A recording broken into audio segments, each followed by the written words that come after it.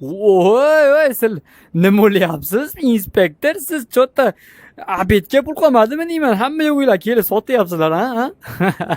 Anavi maldagi medalingizni sotsangiz ham men hayron qolmayman, ertaga kelib olib. $246 ber deyapti. $358 sotsam bo'lagan bu anaqa.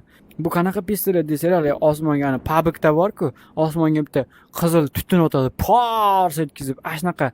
Shuni olasanmi deydi. $230 ga olaman. 233 ber deyapti. 231 beraman. Xo'p deydi. Albatta, xo'p deysizda. Men ko'zimga qarab turib o'sha aldanib qolasiz-da, shep. Ana, birinchi xaridorimiz pistolet olaman deydi.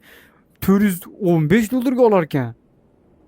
Oppa, bu noqonuniy narsa-da bu. Noqonuniy narsalarimiz qimmat bo'ladi. $500 ga olasiz. Xo'p deysiz. $500 ga olasiz. Xo'p, o'zi $231 ga olganman politsiyachidan. Xo'p. Insobni qo'shib beraymikin yo qanaqa insob? Biznesda insob nima bu? Yo'q unaqa narsalar. Yo'q deydi, $471 ga olaman deydi. Sizni men manipulyatsiya qilaman yana bir marta. Endi eshiting singlim. Endi eshiting singlim.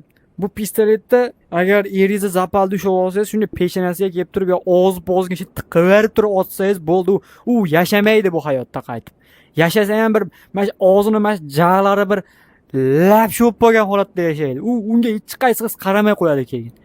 Xo'p deng, 500 ga oling, siz foydada bo'lasiz. Qanaqasiga bo'lsa ham foydada bo'lasiz. Yo'q deydi, 494 ga deydi. 499 bering.